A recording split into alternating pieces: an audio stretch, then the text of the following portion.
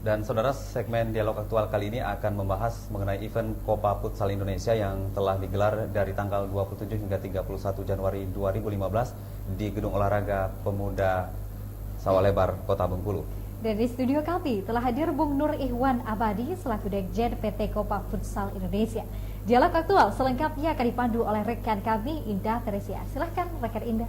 Ya, terima kasih rekan Fatia dan rekan Anggrit dan pemirsa, seperti yang sudah disampaikan dalam prolog tadi, saat ini sudah berlangsung salah satu event Copa Futsal Indonesia yang digelar dari tanggal 27 hingga tanggal 31 Desember. Kita akan membahas atau berdiskusi mengenai seperti apa kemudian event ini berlangsung dan kemudian seperti apa juga animo masyarakat mengenai olahraga futsal di Provinsi Bengkulu sampai sejauh ini. Dan juga di studio telah hadir Bung Nur Ihwan Abadi, Sekjen PT Copa Futsal Indonesia. Selamat sore, Bung.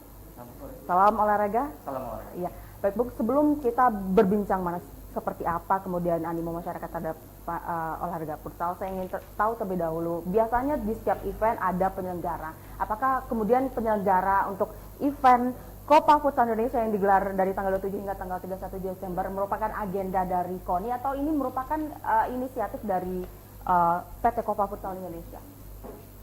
Untuk Copa Futsal sendiri, Indonesia yaitu di bawah pengawasan langsung oleh Big Sport, yang mana Big Sport ini adalah pemilik ISL, ISL ya. Bengkulu maksud di ISL. Utama, ya. Kemudian U21, Liga Nusantara, kemudian Liga Pertiwi, Piala Serang Bintang, sampai ke Copa Futsal itu sendiri.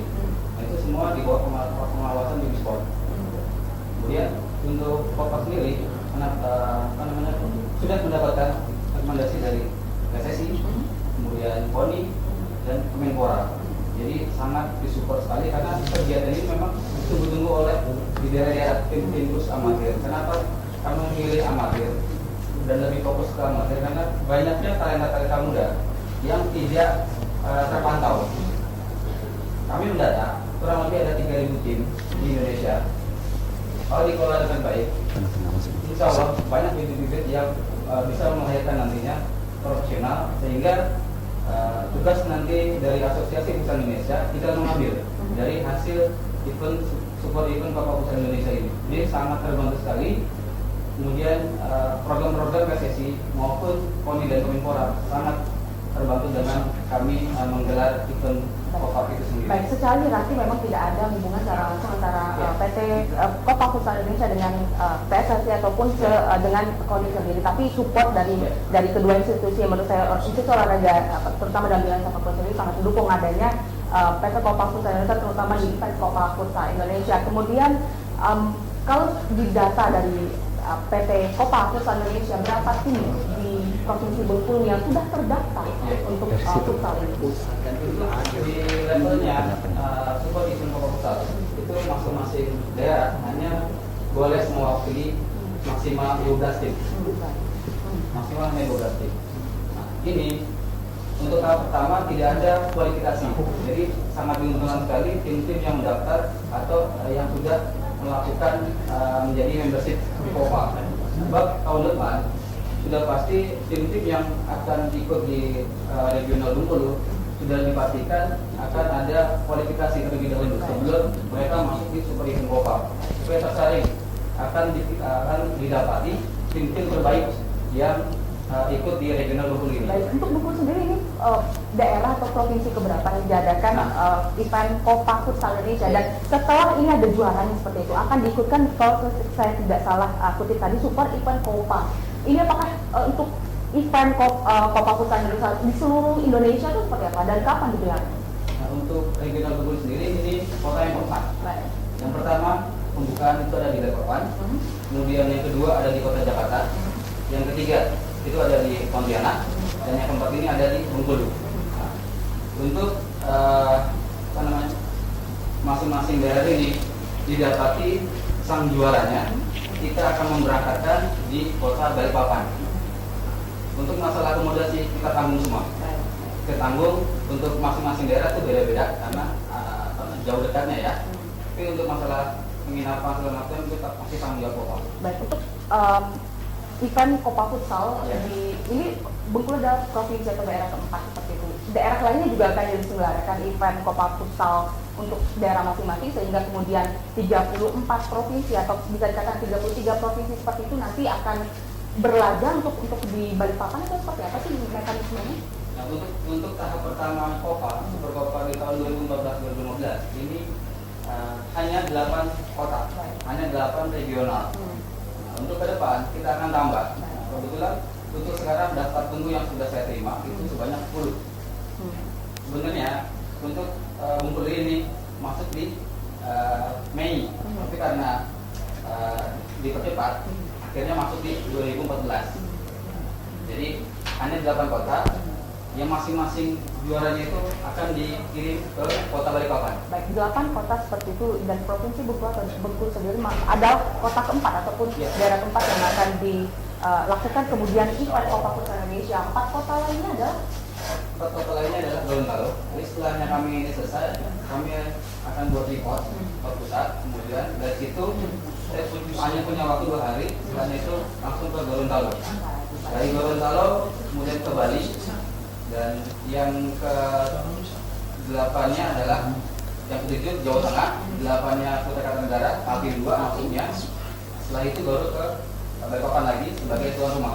baik, hanya 8 kota ataupun 8 regional yang kemudian ikut serta dalam super event Copa yang akan dilaksanakan di Balikpapan Kalimantan Timur seperti itu. Bagaimana dengan daerah-daerah lain? Targetnya tahun depan seperti apa? Apakah seluruh 34 provinsi atau bisa dikatakan 33 provinsi juga akan ikut super event Copa? Seperti apa sebenarnya? Ya.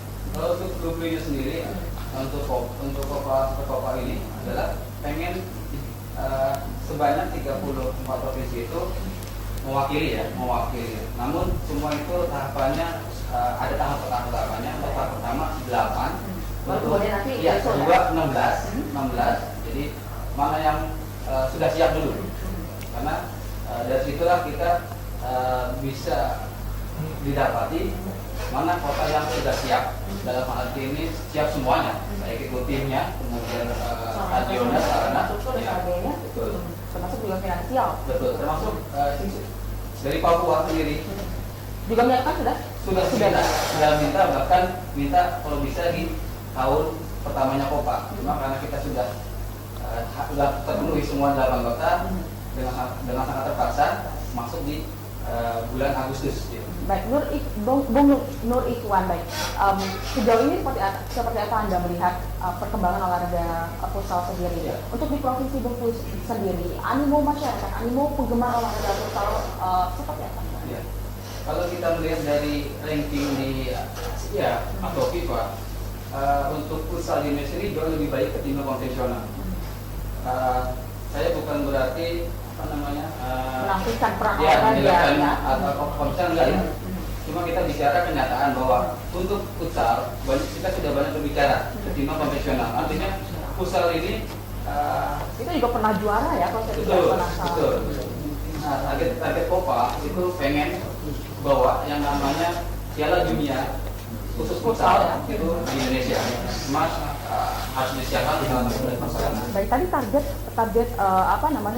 Copa Futsal sendiri adalah menggait ataupun kemudian meraih Piala Dunia futsal ya, khusus futsal sendiri untuk Indonesia seperti itu. Yeah. Tadi Anda mengatakan target seperti itu. Anda yakin bisa atau optimis bisa tercapai itu semua, dan kemudian bagaimana cara ataupun upaya yang dilakukan PT Copa Futsal sendiri, termasuk juga induk olahraga sepak bola khususnya futsal sendiri untuk mewujudkan hal tersebut. Ya, tuntutan sendiri adalah sebagai partnershipnya AFI, yaitu Asosiasi Futsal Indonesia.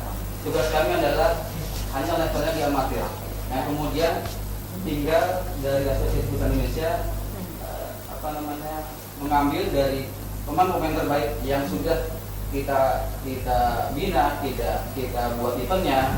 Dari situlah makin banyak pemain-pemain yang muda berbakat yang sehingga pelatih timnas Indonesia, timnas futsal Indonesia itu makin banyak pilihan. Dan dari sisi sebenarnya terbantu karena ujung tombaknya adalah di amatir ini. Jangan sampai kita masih pakai pemain yang itu aja kan? Atau melewatkan performa mungkin generasi muda atau atlet muda seperti itu. Iya.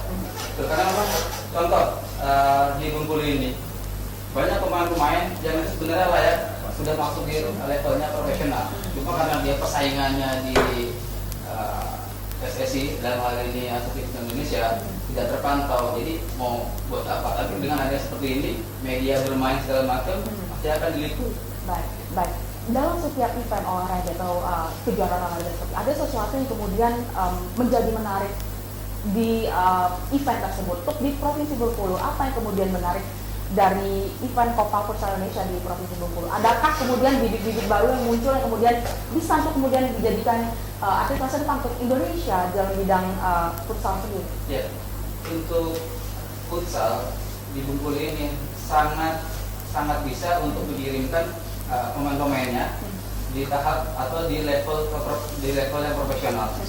Karena memang event seperti ini itu ditunggu, baik tidak hanya di Bengkulu, tapi juga di kota-kota lainnya.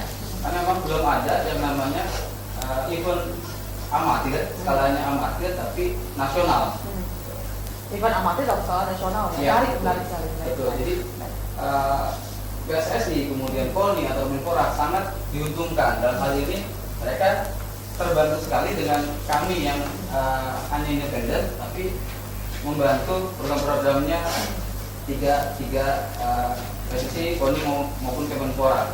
Jadi sangat terbantu sehingga yang PSSI-nya atau Asosiasi Futsal Indonesia bisa mengambil pemain-pemain yang sudah kita gelar. Kami akan kirim pemain-pemain amatir ke level yang lebih lagi. Bisa di tingkat regional maupun di tingkat nasional. Betul, dan tugasnya profesional adalah sudah ada yaitu Asosiasi Futsal Indonesia dan kami adalah partnership. Baik.